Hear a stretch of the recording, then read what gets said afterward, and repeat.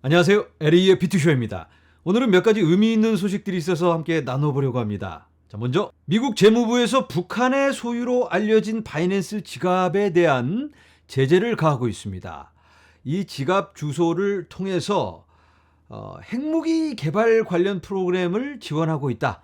이런 소식이 알려지고 있어서 아마도 바이낸스에서는 협조를 할 걸로 예상이 되는데요. 바이낸스는 지속적으로 여러 규제라든지 또 제재 이런 것들에 협조하는 모습을 보여주고 있기 때문에 여기에 대해서도 함께 할 거로 예상이 됩니다. 역시 코인은 불법, 마약 거래, 또 핵무기 개발 이런 데 사용되는 게 맞는 걸까요?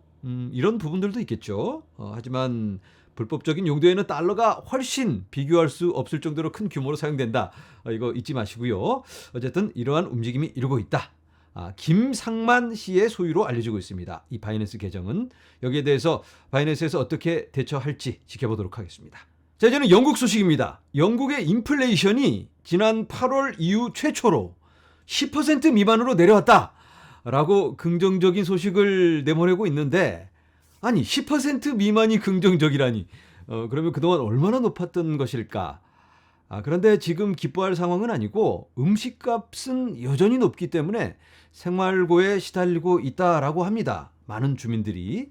영국의 인플레이션 수치를 자세히 한번 살펴보자면 우리가 자주 확인하고 있는 트루플레이션, 여기서 나라를 고를 수가 있는데요. 미국, 영국이 가능합니다. 영국의 인플레이션 보시는 것처럼 이렇게나 많이 내려오고 있습니다. 그런데 제일 높았을 때가 21%까지. 와. 그런데 이건 영국 정부가 발표하는 자료는 아니고요. 여러 기업들, 기관들이 제공하는 자료를 다 모아다가 체인링크가 평균 값을 내서 블록체인에 기록한 자료입니다. 보시는 것처럼 현재 영상을 촬영하는 지금 영국의 인플레이션은 전년 대비 13.96%입니다. 그런데 정부가 발표한 자료는 8.7%. 굉장히 큰 차이가 있죠. 정부의 모든 금융 정책들은 이 수치를 기반으로 하기 때문에 이걸 주시해야 되기는 합니다. 그런데 이 실제 인플레이션은 우리가 전체 흐름을 볼 수 있는 수치이기 때문에 이것도 굉장히 큰 참고가 될 수 있을 것 같습니다. 자, 요걸 토대로 해서 많이 내려갔다라고 했는데 5월달 건 아직 발표가 되지 않았습니다. 여기부터가 5월입니다. 5월.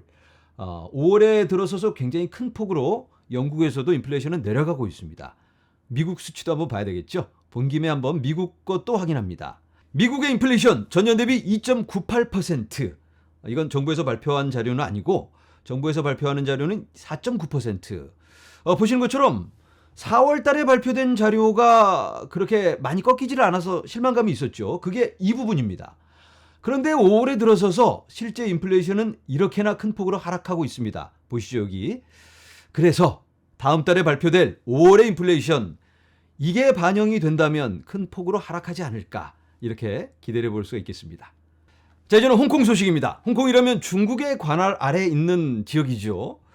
중국의 움직임이 뭔가 심상치가 않았는데 이 친구들 비트코인 채굴자들 다 쫓아내고 반암호화폐적인 그런 움직임을 보이고는 있었는데, 그런데 중국에서 비트코인 채굴에 대한 해시레이트이 감지가 되었었죠. 여러 움직임이 보이기는 했는데 심증만 있었는데 이제는 대놓고 하기는 그러니까 홍콩을 밀어서 우회적으로 암호화폐에 어떤 발판을 마련하고 있지 않나, 이런 움직임을 볼 수가 있겠습니다. 홍콩을 통해서 이제는 일반 투자자들이 가상자산에 투자할 수 있도록 하는 그러한 여러 가지 발표가 있습니다. GA뱅크가 그걸 계획하고 있는데요. 여러 가이드라인을 통해서 새롭게 여러 가지 발표를 하고 있습니다. 자, 6월 1일부터 일반인들도 가상자산에 투자를 할 수 있을 걸로 보이는데요. 보시는 것처럼 GA뱅크는 홍콩의 가장 큰 디지털 은행입니다. 중국 인터넷 보험사 종안 온라인 PNC 인슈런스, 여기에 통제를 받고 있습니다. 자, 이 은행의 포부를 한번 보도록 할까요? 가상자산을 위한 역동적인 부문과 생태계를 개발하려는 정부의 비전을 지원할 예정입니다. 정부의 비전을 지원한다고 합니다. 중국 정부의 비전을 지원할 예정이다. 자, GA뱅크와 파트너십을 맺고 홍콩의 디지털 달러를 개발하려는 회사가 있습니다. 바로 VSFG. 벤처 스마트 파이낸셜 홀딩이라는 회사인데요. 이 회사가 토큰화된 자산을 통해서 여러 대출 상품을 지원을 하고 그리고 디지털 홍콩 달러의 사용을 확장하려는 시도를 하고 있습니다. 자, VSFG 말고도 디지털 홍콩 달러 CBDC에 참여하고 있는 다른 파트너를 한번 살펴보도록 하겠습니다. 화면에서 보신 것처럼 리플, 비자 이런 친구들이 홍콩의 CBDC 파일럿 프로그램에 참여하고 있습니다. 거의 대부분의 CBDC 개발에 리플이 참여하는 모습을 보여주고 있는데요. 리플의 미래적인 행보 기대를 해봅니다. 자, 오늘의 가장 큰 뉴스는 바로 이게 아닐까. 플로리다의 주지사 론 디센티스. 화면에 보이는 이 사람인데요. 이 사람이 대선 출마를 선언했습니다.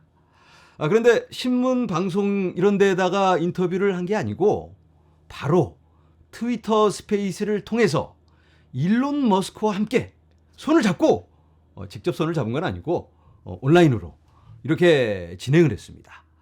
그런데 너무나 많은 사람들이 한꺼번에 몰려들어서 폭주하는 바람에 서버가 다운되고 연결이 끊기고 하는 어려움이 있었는데요. 결국은 다시 진행을 해서 10분 전에 마쳤습니다. 10분 전에. 제가 내용은 다 듣지는 못했는데 여러 정책들에 대해서 고민하면서 함께 대화하는 그런 시간이었습니다.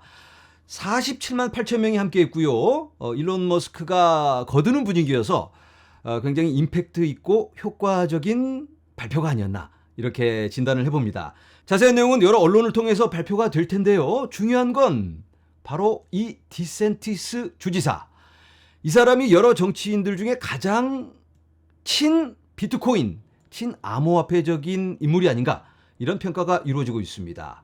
이 사람이 공화당 대선 후보로 출마를 하게 되는 겁니다. 이 사람은 비트코인 채굴에 대해서도 굉장히 우호적입니다. 그리고 플로리다의 여러 사업자들이 세금을 암호화폐로 내게 하자 이런 제안을 하고 있고요.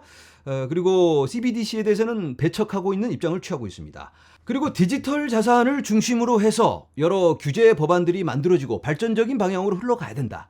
암호화폐는 이제 무시할 수 없는 산업이기 때문에 이걸 우리가 함께 해서 미래 발전을 도모해야 된다. 이렇게 주장을 하고 있습니다. 2024년 대선 후보 어떻게 좁혀질지는 우리가 아직 알 수 없지만 지난 영상에서 소개해드린 로버트 케네디 주니어 이 사람이 민주당 대선 후보 그리고 디센티스 주지사 플로리다 주지사가 공화당 후보로 나서면 어떨까? 이렇게만 된다면 너무나 아름다운 그림으로 흘러가지 않을까라는 기대를 함께 해봅니다. 네, 영상을 마무리합니다. 지금 우리들의 코인은 비실비실한 모습을 보여주고는 있는데 하지만 시대의 요구에 응할 수밖에 없는 이런 제도화적 또는 정치적 움직임들은 조금씩 포착되고 있지 않나 이런 생각이 듭니다. 이런 큰 틀 안에서 미래를 설계하는 우리가 되면 어떨까 하는 말씀을 드려보면서 오늘은 여기서 인사를 드립니다. 여러분 감사합니다.